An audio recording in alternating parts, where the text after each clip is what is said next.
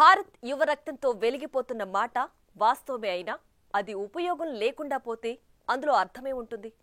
గల్లీకొక విద్యాలయం పుడుతున్న కాలంలో ఉద్యోగాలు లేకపోవడం ఆందోళనకు గురిచేస్తోంది. అయితే ఈ పరిస్థితి దేనికి దారితీస్తోంది?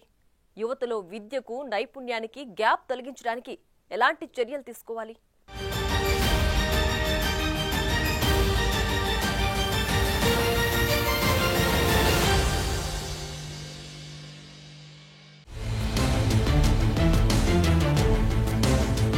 ప్రపంచంలో ఏ మూలకు వెళ్లినా భారతీయులు కనిపిస్తారు. అక్కడ ఏదో ఒక వృత్తి, ఉద్యోగాల్లో రాణిస్తున్నారు. కానీ సొంత దేశంలో మాత్రం పరిస్థితి భిన్నంగా కనిపిస్తుంది. దేశ యువత విద్యాపరంగా మంచి మార్కులు, గ్రేడ్లు సంపాదిస్తున్నప్పటికీ జీవనోపాధి అవకాశాలు అందిపుచ్చుకోవడంలో ఫెయిల్ అవుతున్నారు. ఇలా నైపుణ్యాలు, శాస్త్ర సాంకేతిక పరిజ్ఞానం కొరవడితే యువతలో అసహనం పెరిగిపోతుంది. అది చివరికి దేశంలో తిరుగుబాటుకు కూడా దారితీసే అవకాశాలు కూడా లేకపోలేదు. కొన్ని దేశాలు ఇలాంటి పరిస్థితిని ఎదుర్కొన్న సందర్భాలున్నాయి. నిరుద్యోగం పెరిగి ప్రభుత్వాలు వారికి పెన్షన్ వంటి పథకాలు ప్రవేశపెట్టి ఆనక ఆర్థిక సంక్షోభం ఏర్పడి అల్లకల్లోలమైన దేశాలు ఉన్నాయి. ఇక ఈ పరిస్థితి కంటే ముందు దేశాభివృద్ధికి తోడ్పడాల్సిన యువత మానసిక ఆరోగ్యంపై నిరుద్యోగం తీవ్రమైన ప్రభావం చూపిస్తుంది. అందుకే ఈ గ్యాప్స్ ఎంత త్వరగా పూడ్చడానికి చర్యలు తీసుకుంటే అంత త్వరగా దేశాన్ని అభివృద్ధి చెందిన దేశాల జాబితాలో చేర్చడం సాధ్యమవుతుందని నిపుణులు చెబుతున్నారు. భారతదేశంలో నిరుద్యోగ సమస్యపై అంతర్జాతీయ కార్మిక సంస్థ, మానవాభివృద్ధి సంస్థలు సంయుక్తంగా ఇటీవల ఓ అధ్యయనం చేపట్టాయి. భారత ఉపాధి నివేదిక 2024 పేరిట ఆ ఫలితాలను వెల్లడించాయి. దేశంలో పనిచేసే వయసులో ఉన్నవారి సంఖ్య 2014లో 61% కాగా 2021 నాటికి అది 65% పెరిగిందని ఈ నివేదిక తెలిపింది. ఇక ఏటా 78 లక్షల మంది శ్రామిక శక్తిలో భాగస్థులు అవుతున్నా నిరుద్యోగులుగా మిగిలిపోతున్న వారిలో 83% యువతే ఉంటుందని నివేదిక ఆందోళన వ్యక్తం చేసింది.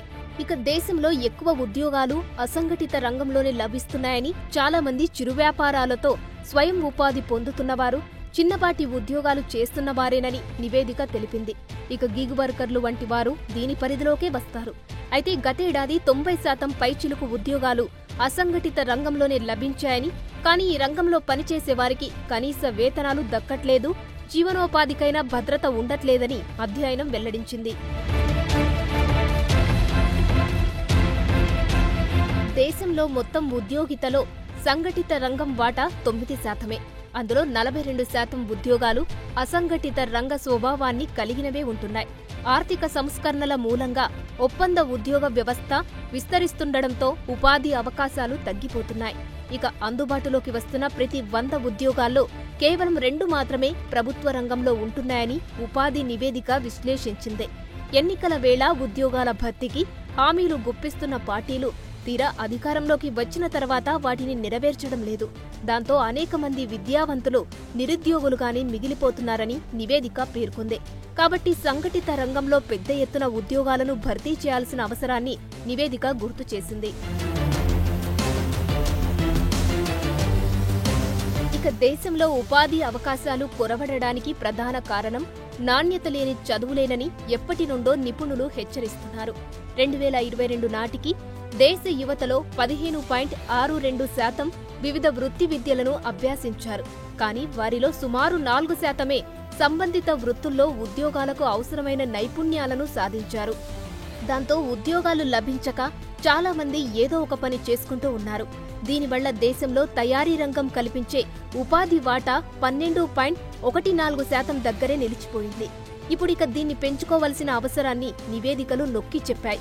పెద్ద సంఖ్యలో యువత ఉన్నత విద్యను పూర్తి చేస్తున్నప్పటికీ ఉద్యోగాలకు అవసరమైన సామర్థ్యాలు వారిలో కొరవడుతున్నాయని, 75% యువత సరిగ్గా ఈమెయిల్ పంపలేకపోతున్నారని, 60% కంప్యూటర్లలో ఫైళ్లను కాపీ, పేస్ట్ చేయలేకపోతున్నారంటూ వాస్తవ పరిస్థితిని ఉపాధి నివేదిక వివరించింది.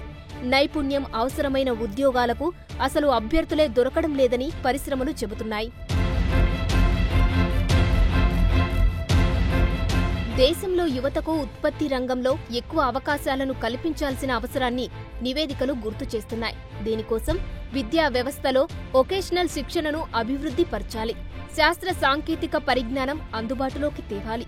ఆధునిక కాలంలో ముఖ్యంగా ఆటోమేషన్, ఆర్టిఫిషియల్ ఇంటెలిజెన్స్, జీపాట్ వంటి నూతన చదువులు, విధానాలు అన్నిటా ఆధిపత్యం వహిస్తున్న ప్రస్తుత తరుణంలో భారతదేశ విద్యా విధానంలో సాంకేతిక పరిజ్ఞానానికి, నైపుణ్యాల అభివృద్ధికి పెద్దపీట వెయ్యాలి. సైంటిఫిక్ టెంపర్ను ప్రోత్సహించే చదువులకు అత్యధిక ప్రాధాన్యత ఇవ్వాలి. కొత్త చదువులు, రంగాల్లో యువతను ప్రోత్సహించాలి. 2022 ఇండియా స్కిల్ రిపోర్ట్ నివేదిక ప్రకారం మన దేశంలో 52.8% మహిళలు నూతన రంగాల్లో ఉద్యోగ ఉపాధి అవకాశాలు అందిపుచ్చుకుంటే పురుషులు కేవలం 47.2% మాత్రమే ఉద్యోగ ఉపాధి అవకాశాలు పొందినట్లు తెలుస్తోంది. ఇది ఇలాగే కొనసాగితే గతంలో ఇంటర్నేషనల్ లేబర్ ఆర్గనైజేషన్ ప్రకటించిన నివేదిక ప్రకారం 2030 నాటికి భారత్లో సుమారు 29 మిలియన్ల యువత నైపుణ్యలేమితో ఇబ్బంది పడే పరిస్థితులు వస్తాయి. సింగపూర్, దక్షిణ కొరియా వంటి అభివృద్ధి చెందిన దేశాలు తమ దేశాల యువతకు భవిష్యత్తు అవసరాలను తీర్చే నైపుణ్యాలు, నాలెడ్జ్ అందిస్తున్నాయి. తద్వారా ప్రపంచ మార్కెట్లను అందిపుచ్చుకొని అన్ని రంగాల్లో ముందు వరుసలో ఉండే విధంగా తర్ఫీదు ఇస్తున్నారు. అదేవిధంగా ఫిన్లాండ్ దేశం కూడా ఆ దేశ యువతకు వివిధ పరిశ్రమలకు అవసరమైన శాస్త్ర సాంకేతిక పరిజ్ఞానం ఉన్న చదువును, నైపుణ్యాలను అందిస్తుంది. ప్రపంచ మార్కెట్లో నిలబడే విధంగా తర్ఫీదు ఇస్తుంది. ఇలాంటి దేశాల్లా భారత్ కూడా దేశ యువతకు పాఠశాల స్థాయి నుంచే సాంకేతిక నైపుణ్యాలను అలవర్చే దిశగా చదువుల్లో మార్పు తీసుకురావాలి. అలాగే దేశంలో నిరుద్యోగ సమస్య నిర్మూలనకు అంతర్జాతీయ కార్మిక సంస్థ వంటివి పలు సిఫారసులు కూడా చేశాయి. ప్రభుత్వాలు అభివృద్ధితో కూడిన ఉపాధి కల్పన భావనను విస్మరించడం తగదని, దేశానికి ఉపాధి కేంద్రీకృత అభివృద్ధి చాలా అవసరమని సూచించాయి. కాబట్టి ఆ దిశగా ఉత్పత్తి రంగాన్ని పరిగెత్తించాలి. ఎక్కువగా ఉపాధి అవకాశాలు కల్పించే చిన్న, మధ్యతరహా పరిశ్రమలను ప్రోత్సహించాలి. డిజిటల్ ఆర్థిక వ్యవస్థకు పెద్ద ఎత్తున పెట్టుబడులను సమకూర్చడం కూడా ఎంతో ముఖ్యం. అలాగే దేశంలో పట్టణీకరణ శరవేగంగా విస్తరిస్తున్న తరుణంలో ఉద్యోగావకాశాలు పట్టణ ప్రాంతాల్లోనే అధికంగా ఉంటాయి. కాబట్టి వలస వచ్చేవారు, మహిళలు, యువత అవసరాలను తీర్చేలా సమ్మిళిత పట్టణ, వలస విధానాలను రూపొందించాలి. ముఖ్యంగా ఉద్యోగ మార్కెట్లో మహిళల భాగస్వామ్యాన్ని గణనీయంగా పెంచాలి. అప్పుడే భారత్ ప్రపంచంలో రెండో అతిపెద్ద ఆర్థిక వ్యవస్థగా తన లక్ష్యాన్ని సాధించడంలో సక్సెస్ అవుతుంది.